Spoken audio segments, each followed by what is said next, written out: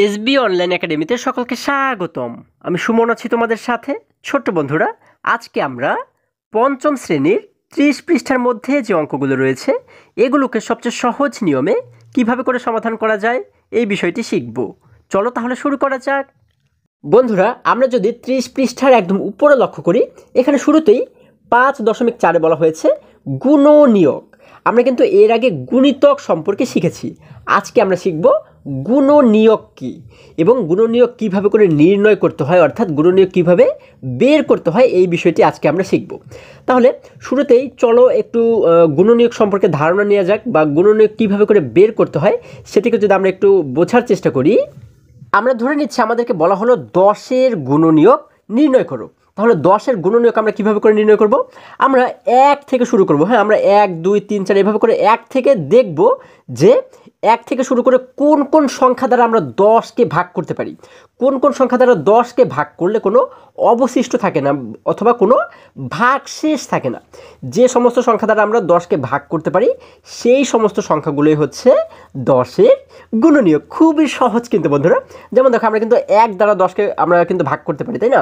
আমরা যদি 1 দ্বারা 10কে ভাগ করি তাহলে কত হয়? আমরা জানি 10 একে 10, অর্থাৎ আমরা 1 দ্বারা কিন্তু 10কে ভাগ করতে পারি। তারপরে 2 দ্বারা কি পারি? হ্যাঁ, আমরা কিন্তু 2 দ্বারা 10কে ভাগ করতে পারি। আমরা জানি 5 দুগুণ 10, তার মানে 2 দ্বারাও কিন্তু আমরা ভাগ করতে পারি। এবারে কি 3 দ্বারা কি আমরা ভাগ করতে পারি? না বন্ধুরা, আমরা কিন্তু 3 দ্বারা 10কে ভাগ করতে পারি না, কারণ আমরা জানি 3 একে 3, 3 দুগুণ 6, 3 3 9, 3 4 12, 3-এর ঘরের নামটাই কিন্তু আমরা 10 খুঁজে পাই না। যার কারণে আমরা কিন্তু বলতে পারি যে 10কে আমরা 3 দ্বারা সঠিকভাবে ভাগ করতে পারি না, তাই না? তারপরে 4 দ্বারা কি পারি?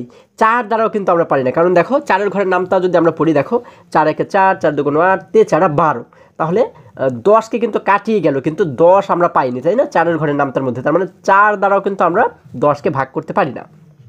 তারপরে 5 দ্বারা কি পারি? হ্যাঁ, 5 দ্বারা কিন্তু পারি। আমরা জানি 5 দুগুণ 10, তাই না? তার মানে 5 দ্বারা কিন্তু আমরা 10কে ভাগ করতে পারি। তারপরে 6 দ্বারা কিন্তু আমরা পারবো না, 6 একে 6, 6 দুগুণ 12, তার মানে 10 কিন্তু নেই। 6-এর ঘরের নামটায় 7 দ্বারা পারবো না, 8 দ্বারা পারবো না, 9 দ্বারা পারবো না। আবার কিন্তু আমরা 10 দ্বারা 10কে ভাগ করতে পারবো, কারণ 10 দ্বারা 10কে ভাগ করলে কতবার ভাগ যায়? একবার ভাগ যায়। আমরা জানি 10 একে 10, তার মানে 10 দ্বারাও কিন্তু আমরা 10কে ভাগ করতে পারবো। আচ্ছা, যে সংখ্যার গুণনীয়ক আমাদের নির্ণয় করতে বলা হয়েছে সেই সংখ্যার চেয়ে বড় কোনো সংখ্যা দ্বারা কিন্তু আমরা এটিকে আর ভাগ করতে পারবো না। দেখো, এখানে কিন্তু আমাদের 10-এর গুণনীয়ক নির্ণয় করতে বলা হয়েছে, তাই না? তাহলে 10-এর চেয়ে আর কোনো বড় সংখ্যা, অর্থাৎ 11, 12 এই সমস্ত সংখ্যা দ্বারা কিন্তু আমরা একে ভাগ করতে পারবো না, তাই না? আমাদের কিন্তু সর্বোচ্চ 10 দ্বারাই আমরা ওকে ভাগ করতে পারবো, ঠিক আছে? এবং আরেকটা বিষয় দেখো, আরেকটা বিষয় হচ্ছে যে সংখ্যার গুণনীয়ক আমাদের নির্ণয় করতে বলা হবে, আমরা 1 দ্বারা সেই সংখ্যাকে ভাগ করতে পারবো, এবং ওই সংখ্যা দ্বারা, মানে যেহেতু এখানে আমাদের 10-এর গুণনীয়ক বের করতে বলা হয়েছে, তার মানে 10 দ্বারাও কিন্তু আমরা ভাগ করতে পারবো প্রত্যেকটি ক্ষেত্রে। যদি আমাদের 8কে ধরো আমরা ধরে নিচ্ছি 15-এর গুণিতক আমাদের এবারে বের করতে বলা হয়েছে, তাহলে 15কে কিন্তু 1 দ্বারাও আমরা ভাগ করতে পারবো, এবং সর্বশেষ আমরা 15 দ্বারা ভাগ করতে পারবো, ঠিক আছে? যদি আবার ধরো আমরা ধরে নিচ্ছি 22-এর গুণনীয়ক আমাদেরকে বের করতে বলা হয়েছে, তাহলে 22কে কিন্তু আমরা একদম সর্বনিম্ন 1 দ্বারা ভাগ করতে পারবো, আবার 22কে আমরা সর্বোচ্চ 22 দ্বারা কিন্তু ভাগ করতে পারবো, ঠিক আছে?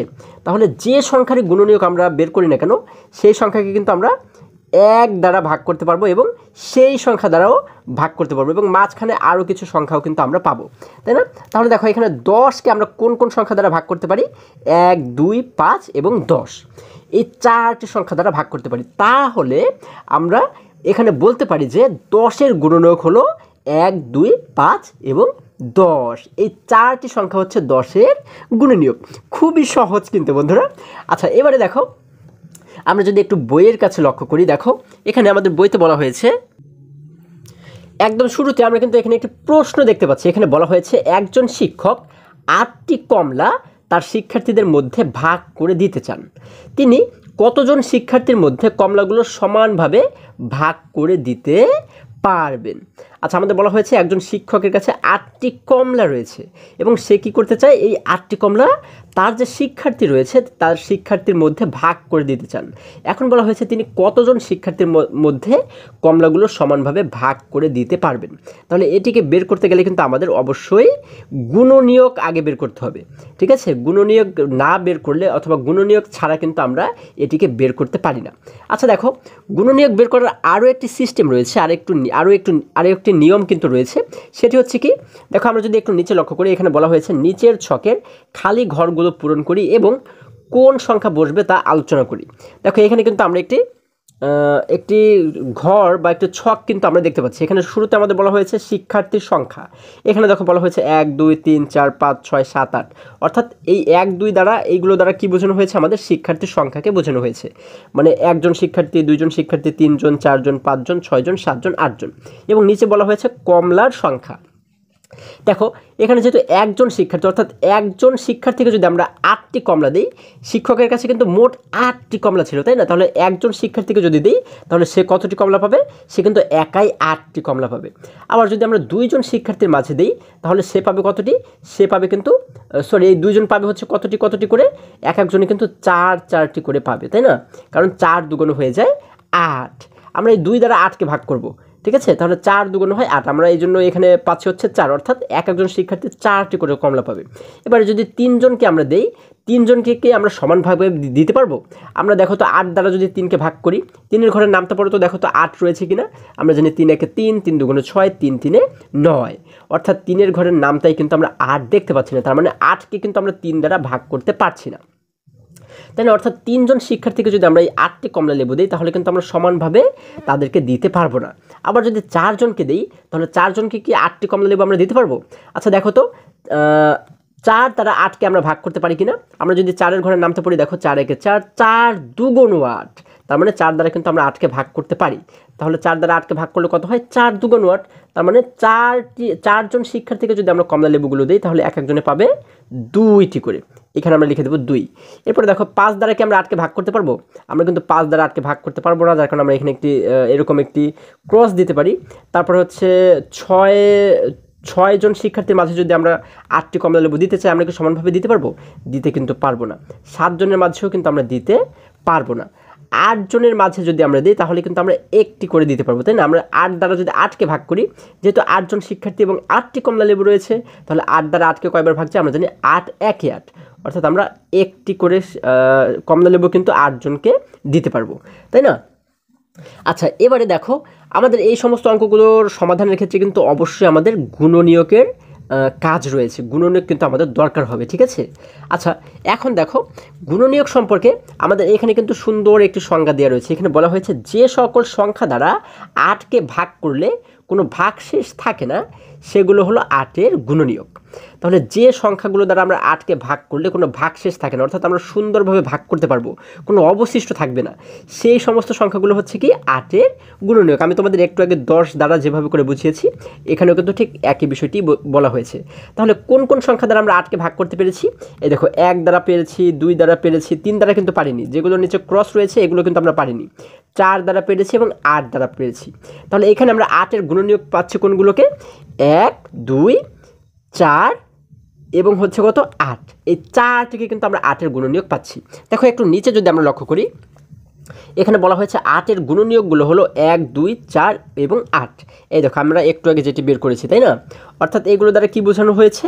এগুলো দ্বারা আমরা বুঝতে পারি যে 1 2 4 এবং 8 এগুলো দ্বারা কিন্তু আমরা 8কে সমানভাবে ভাগ করতে পারি, তাই না? বা সঠিকভাবে ভাগ করতে পারি, যেভাবে ভাগ করলে আর কোনো অবশিষ্ট থাকে না, মানে কোনো ভাগশেষ থাকে না, তাই না? মানে কোনো কমলা লেবু কমও থাকে না, বেশিও থাকে না।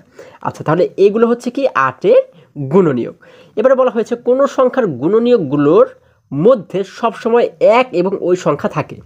আমাদের বলা হয়েছে যে কোনো সংখ্যার গুণনীয়ক যখন আমরা বের করব, সেই গুণনীয়কের মধ্যে আমরা 1 পাবো, অবশ্যই আমরা 1 পাবো এবং ওই সংখ্যাটা পাবো। যেমন 8-এর গুণনীয়ক আমরা বের করেছি, তাহলে এই 8-এর গুণনীয়কের মধ্যে আমরা 1 অবশ্যই পাবো এবং ওই সংখ্যাটি অর্থাৎ এই যে 8কেও আমরা অবশ্যই পাবো। দেখো এখানে 1 রয়েছে এবং 8 রয়েছে। আবার আমরা যখন 10 দ্বারা ভাগ করেছিলাম, অর্থাৎ 10-এর গুণনীয়ক যখন আমি তোমাদেরকে করে দেখিয়েছি, তখন কিন্তু আমরা 1 পেয়েছি এবং 10 পেয়েছিলাম, তাই না? যে সংখ্যার গুণনীয়ক আমরা বের করবো সেই সংখ্যাটিকেও কিন্তু আমরা পাবো। এবারে আমরা এখানে একটি বক্স দেখতে পাচ্ছি, দেখো এই বক্সে আমাদেরকে বলা হয়েছে ক এর গুণনীয়ক হলো, ক দ্বারা কিন্তু যে কোনো সংখ্যাকে আমরা বুঝতে পারি, হ্যাঁ যে কোনো সংখ্যা। তাহলে ক এর গুণনীয়ক হলো যে সংখ্যা দ্বারা ককে ভাগ করলে কোনো ভাগশেষ থাকে না। আচ্ছা, তার মানে যে কোনো সংখ্যার গুণনীয়ক হলো, আমরা যদি কয়ের জায়গাতে যে কোনো সংখ্যাকে ধরি, তাহলে যে কোনো সংখ্যার গুণনীয়ক হলো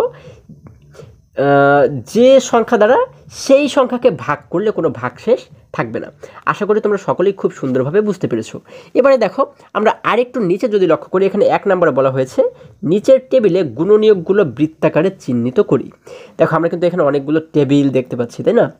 আচ্ছা দেখো এখানে আমাদের শুরুতে বলা হয়েছে কি 9 এর গুণনীয়ক, অর্থাৎ 9 এর যে গুণনীয়কগুলো রয়েছে সেগুলোকে কিন্তু আমাদের বৃত্ত অর্থাৎ গোল দাগ দিতে বলা হয়েছে। আচ্ছা আমরা তাহলে এটিকে কিভাবে করে বের করব? এখানে কিন্তু 1 থেকে 9 পর্যন্ত আমরা দেখতে পাচ্ছি। এখানে 9 এর পরে আর কোনো সংখ্যা নেই কেন? কারণ হচ্ছে আমরা কিন্তু এই যে এইখানে 9 এর গুণনীয়কটাই বের করছি।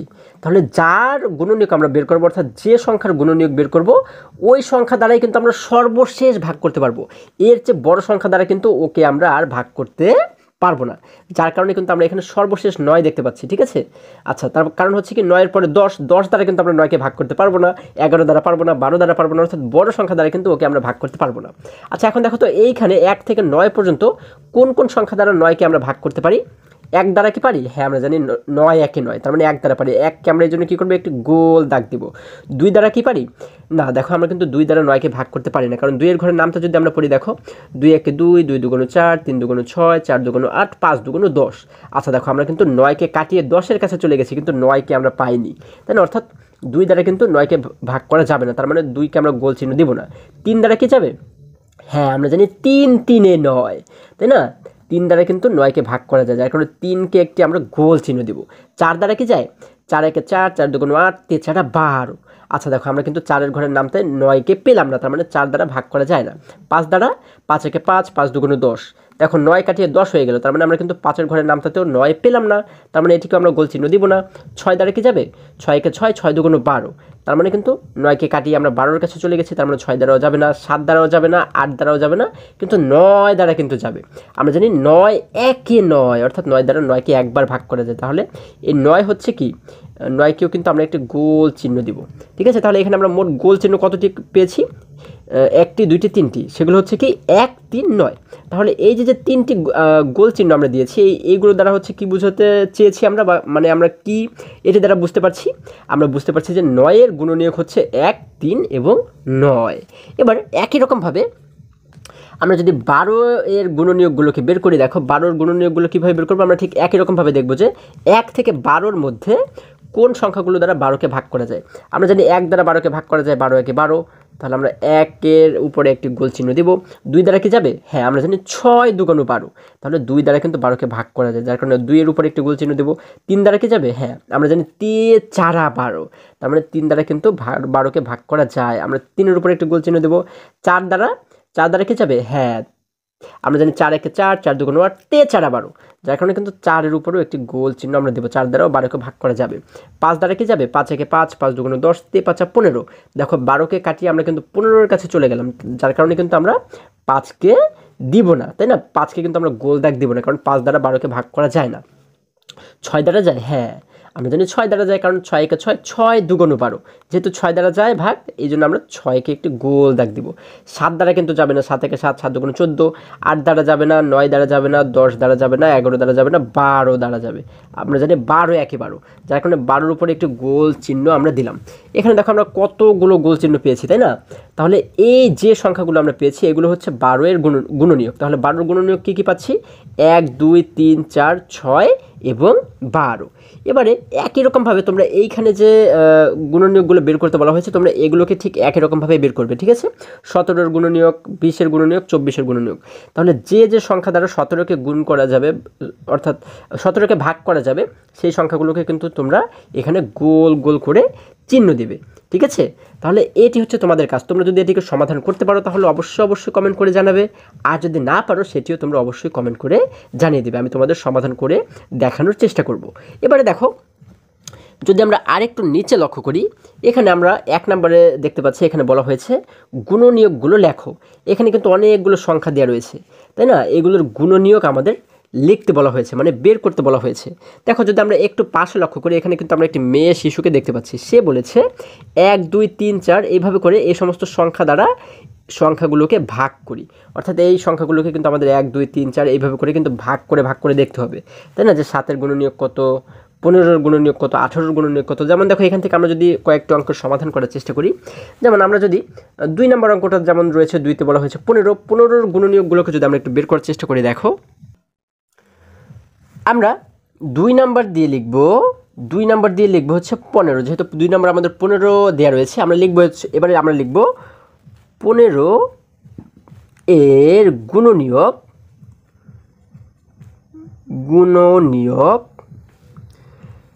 গুলো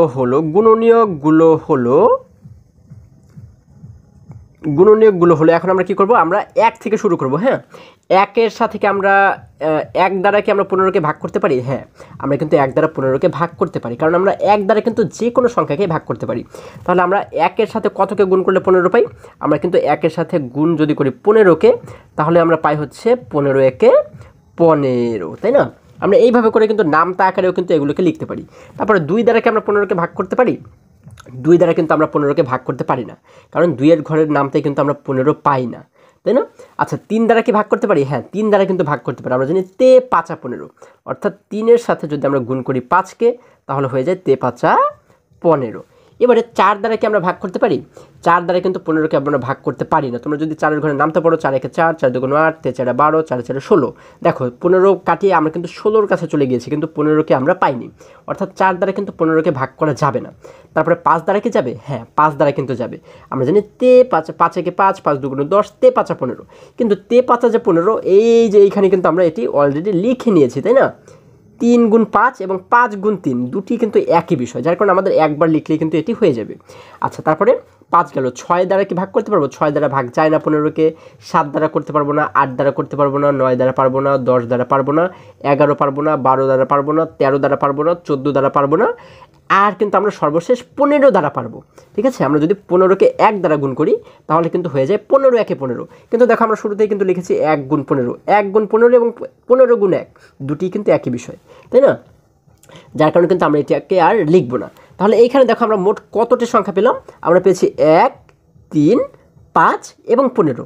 এই যে 4টি সংখ্যা আমরা পেয়েছি, এই 4টি সংখ্যাই হচ্ছে কি 15 এর গুণনীয়ক। আমরা এখানে লিখব সুতরাং নির্ণেয়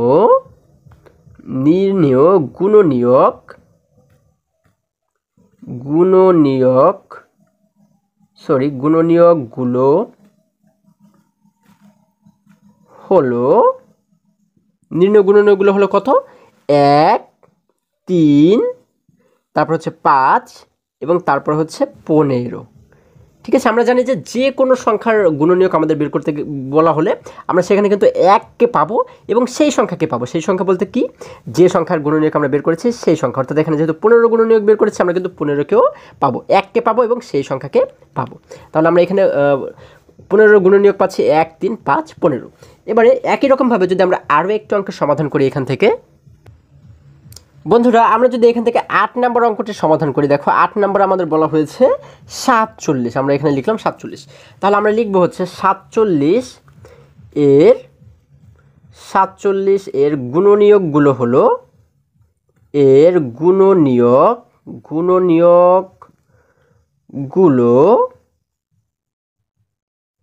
গুণনীয়কগুলো হলো, আমরা এবারে কি করব? দেখো 1 দ্বারা প্রথমে 47কে আমরা গুণ করব। আমরা জানি 1 দ্বারা তো যে কোনো সংখ্যাকেই ভাগ করা যায়। তাহলে আমরা কি করব? 1 গুণ 47, অর্থাৎ 47 একে 47। এবারে 2 দ্বারা কি 47কে ভাগ করা যাবে? না বন্ধুরা, 2 দ্বারা কিন্তু 47কে আমরা ভাগ করতে পারবো না। কারণ হচ্ছে কি, 47 কিন্তু একটি বিজোড় সংখ্যা, তাই না? আর 2 দ্বারা কিন্তু কোনো বিজোড় সংখ্যাকে ভাগ করা যায় না। আচ্ছা, 3 দ্বারা কি যায়? আমরা যদি আলাদাভাবে যদি একটু ভাগ করে দেখি, দেখো 47কে 3 দ্বারা ভাগ করা যায় কিনা। আমরা 3 দ্বারা যদি 4কে ভাগ করে, আমরা জানি যে 3 একে হয় 3। এবারে 4 থেকে 3 চলে গেলে থাকে হচ্ছে 1 এবং নামে হচ্ছে পাশের 7। পাশের 7 নামালে হয়ে গেল 17। 3 দ্বারা কিন্তু 17কে আমরা ভাগ করতে পারি না, তার মানে 3 দ্বারা কিন্তু ভাগ যাবে না। 4 দ্বারা কি যায়? 4 দ্বারাও কিন্তু যাবে না, কারণ 4 হচ্ছে কি, 4 যেহেতু একটি জোড় সংখ্যা, এখানে কিন্তু শেষে রয়েছে বিজোড়, তাই না? তাহলে 4 দ্বারা কিন্তু এই 47কে আমরা ভাগ করতে পারবো না। তোমরা কিন্তু চাইলে আলাদা জায়গাতে ভাগ করে দেখতে পারো। প্রত্যেকটি সংখ্যা দিয়ে তোমরা 47কে ভাগ করে দেখবে। ঠিক আছে? 5 দ্বারা কিন্তু আমরা ভাগ করতে পারবো, 5 দ্বারাও কিন্তু আমরা ভাগ করতে পারবো না। 6 দ্বারাও আমরা ভাগ করতে পারবো না। 6 দেখো 6 এর ঘরে যদি নামতে পড়ি আমরা, 6 কে 6, 6 দুগুণে 12, 3 6 18, 4 6 24, 5 6 30, 6 6 36, 6 7 42, তারপরে হচ্ছে 6 7 42, 6 8 48, কিন্তু এখানে রয়েছে আমাদের 47, তার মানে আমরা কিন্তু 6 দ্বারা ভাগ করতে পারছি না। এবারে 7 দ্বারা কি পারি দেখো তো, 7 একে 7, 7 দুগুণে 14, 3 7 21, 4 7 28, 5 7 35, 6 7 42, 7 7 49। দেখো আমরা কিন্তু 47 এখানেও পাচ্ছি না, আমরা 49-এর কাছে চলে গিয়েছি কিন্তু 47 পাইনি। এবারে 8 দ্বারা কি পাই, 8-এর ঘরের নাম থেকে আমরা 47কে পাই, অর্থাৎ 8 দ্বারা কি আমরা ভাগ করতে পারবো 47কে? আমরা যদি দেখি, দেখো 8 একে 8, 8 দুগুণে 16, 3 8 24, 4 8 32, 5 8 40, 6 8 48। আমরা পাই হচ্ছে 6 8 48, অর্থাৎ 47কে কিন্তু পাই না। 9 দ্বারা কি পাবো, 9 একে 9, 9 দুগুণে 18, 3 নং 27, 4 নং 36, 5 নং 45, তারপর হচ্ছে 6 নং 54। আচ্ছা দেখো আমরা কিন্তু 6 নং পাচ্ছি 54, অর্থাৎ 47কে কাটিয়ে গিয়েছি কিন্তু 47 আমরা পাইনি, অর্থাৎ 9 দ্বারাও কিন্তু ভাগ করা যাবে না, 10 দ্বারাও যাবে না, 11 দ্বারা যাবে না, 12 দ্বারা 11 দ্বারা কি যাবে, 11 দ্বারাও কিন্তু যাবে না, 12 দ্বারাও যাবে না। আমরা দেখি তো 12 সাথে 12 দ্বারা যায় কিনা, 12 সাথে কোনো সংখ্যাকে গুণ করলে কি 47 হয় কিনা দেখো তো। আমরা জানি যে 12 একে 12, 12 দুগুণে 24, 3 বারং 36, 4 বারং 48, অর্থাৎ 12কে যদি আমরা 4 দ্বারা গুণ করি তাহলে হয় কত দেখো, 4 দুগুণে 8 এবং 4 একে 4, অর্থাৎ 48 হয়। তার মানে 47 কিন্তু আমরা 12 দ্বারা গুণ করেও পাচ্ছি না। 13 দ্বারা গুণ করলে কি পাবো, 13 দ্বারা গুণ করলেও কিন্তু আমরা পাবো না, 14 দ্বারা গুণ করলেও পাবো না, 15 দ্বারা গুণ করলে পাবো না, আমরা আর কোনো সংখ্যা দ্বারাই গুণ করলে পাবো না, শুধুমাত্র 47 দ্বারা গুণ করলেই পাবো। ঠিক আছে? তাহলে আমরা এখানে 1 দ্বারা 47কে গুণ করলে পাবো 47 এবং 47কে 1 দ্বারা গুণ করলে পাবো 47। তাহলে এখানে কিন্তু আমরা মোট দুটি সংখ্যা পাচ্ছি, 1 এবং 47। এই দুটি সংখ্যা ছাড়া আর কোনো সংখ্যা দ্বারাই কিন্তু 47কে আমরা ভাগ করতে পারবো না। ঠিক আছে? তাহলে আমাদের এইখানে 47-এর গুণনীয়কগুলো হচ্ছে কি 1 এবং 47। তাহলে আমরা লিখব সুতরাং নির্ণেয়